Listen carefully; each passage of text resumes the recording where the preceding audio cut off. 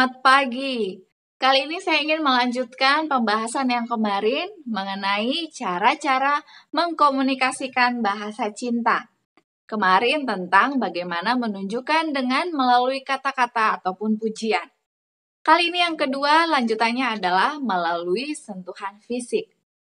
Sentuhan fisik ini tidak hanya diperlukan bagi hubungan pasangan suami istri, tetapi juga perlu ditunjukkan kepada anak-anak. Satu studi menemukan bahwa anak-anak yang kurang mengalami kontak fisik dari orang tuanya ataupun keluarganya, maka akan cenderung beresiko lebih tinggi memiliki masalah sosial, masalah dalam perilaku, dan masalah untuk mengontrol emosi ketika mereka tumbuh besar. Itulah sebabnya banyak di antara kita yang seringkali menunjukkan melalui membelai kepala, memegang tangan, ataupun juga memeluk pasangan dan anak-anaknya. Karena memang itu sangat meningkatkan kualitas hubungan di dalam keluarga dan juga membantu perilaku menjadi lebih baik. Yang ketiga adalah melalui tindakan nyata. Maksudnya adalah contohnya seperti ini. Ketika istri sedang sakit, maka suami akan dengan suka dan rela pergi ke pasar untuk berbelanja, memasak dan membersihkan rumah. Ataupun jika ada pasangan yang sementara dalam pemulihan, maka pasangan yang lain akan mempersiapkan ramuan herbal yang diperlukan. Selanjutnya, cara yang keempat adalah dengan memberikan hadiah.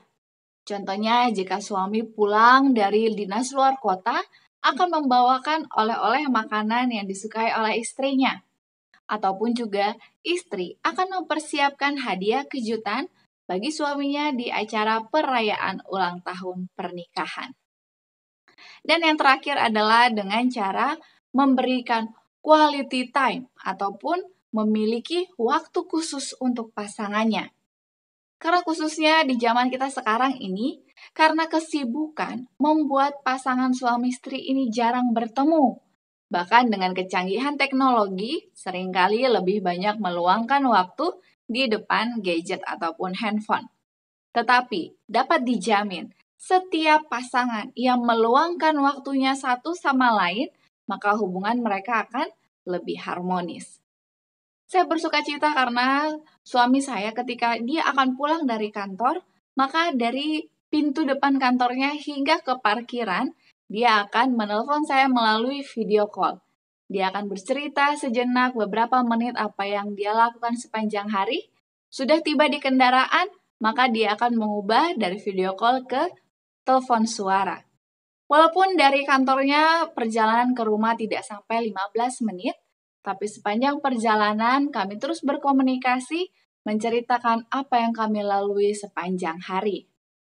Saya sangat bersukacita untuk informasi ini, di mana kita dituntut untuk menunjukkan, mengkomunikasikan bahasa cinta kepada orang-orang yang kita kasihi, karena itu memberikan manfaat dan hasil yang positif.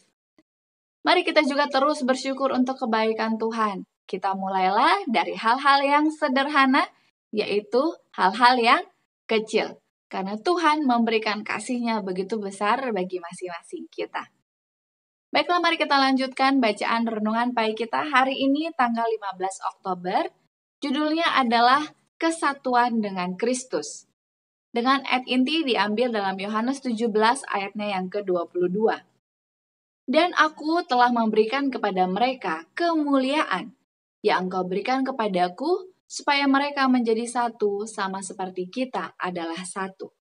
Penjelasannya, dengan kata-kata ini kita memiliki pernyataan yang paling meyakinkan untuk membuktikan fakta bahwa persatuan, kebaikan dan kasih akan ada di antara mereka yang benar-benar Kristen.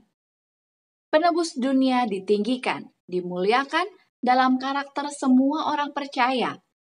Betapa satu hasil yang luar biasa bagi dunia bergantung pada kesatuan dari mereka yang mengaku Kristen, yang mengaku percaya bahwa Alkitab adalah firman Allah. Immanuel, Tuhan beserta kita. Ini sangat berarti bagi kita.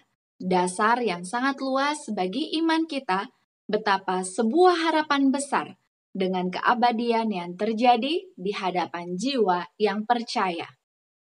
Tuhan bersama kita di dalam Kristus Yesus untuk menemani kita setiap langkah dalam perjalanan ke surga. Roh Kudus bersama kita sebagai penghibur, penuntun dalam kekacauan kita, untuk menenangkan kesedihan kita dan melindungi kita dalam pencobaan. Oh, alangkah dalamnya kekayaan, hikmat, dan pengetahuan Allah. Tanamkan kasih, cabut kecurigaan, kecemburuan, iri hati, dan pemikiran serta perkataan yang jahat. Tekan bersama, bekerja sebagai satu orang, damai sejahtera di antara kamu. Saya memohon kepada Anda dalam nama Yesus dari Nazaret untuk menyingkirkan segala sesuatu seperti kesombongan rohani dan cinta akan supremasi. Menjadi seperti anak kecil, jika perang berakhir, Anda akan menjadi anggota keluarga kerajaan, anak-anak Raja Surgawi. Baca Yohanes 17 lagi dan lagi.